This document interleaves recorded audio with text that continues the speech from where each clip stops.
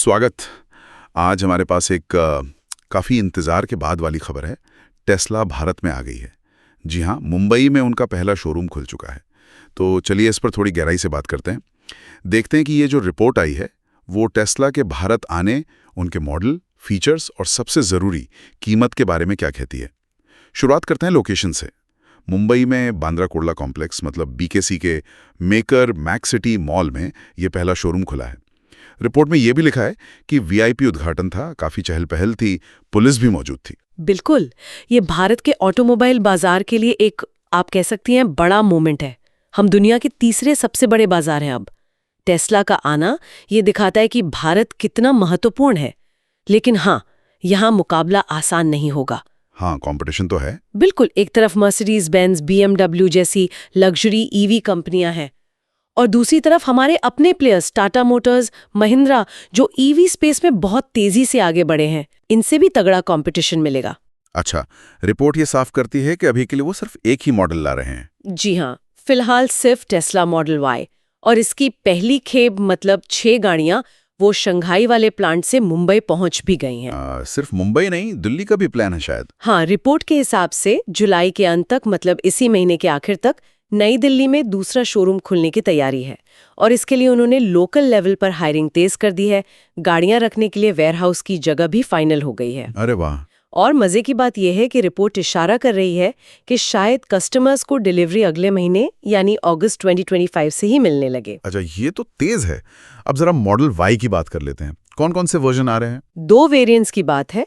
एक है rear wheel drive मतलब RWD, जिसमें पावर पिछले पहियों में जाती है। बिल्कुल, और दूसरा है long range rear wheel drive LRRW।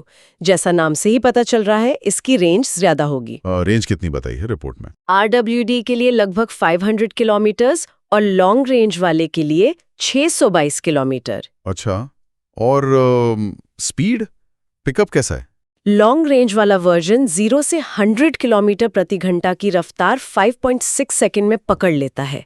ये तो काफी तेज है। हाँ, ये तो टेस्ला वाला परफॉर्मेंस है। लेकिन RWD मॉडल के लिए रिपोर्ट में 0 से 100 की रफ्तार 59 सेकंड्स लिखी है। 59 सेकंड्स?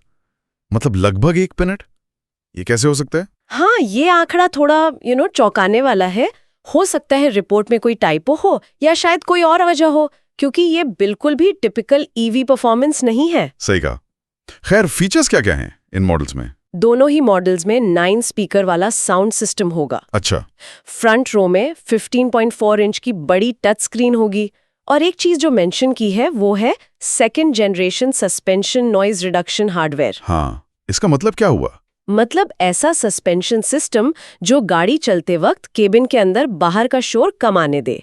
फोकस शायद आराम और ड्राइविंग एक्सपीरियंस पर है। समझ गया। अब आते हैं सबसे अहम सवाल पर, कीमत। यहाँ मामला थोड़ा गड़बड़ है ना? बिल्कुल, यहीं पर भारत में टेस्ला के लिए सबसे बड़ा चैलेंज दिखता है। RWD मॉडल की कीमत बताई जा रही है 60.1 लाख रुपए, यानी लगभग $70,000। और लॉन्ग रेंज वाले की? लॉन्ग रेंज वेरिएंट की कीमत 67.8 लाख रुपए, मतलब करीब $89,000।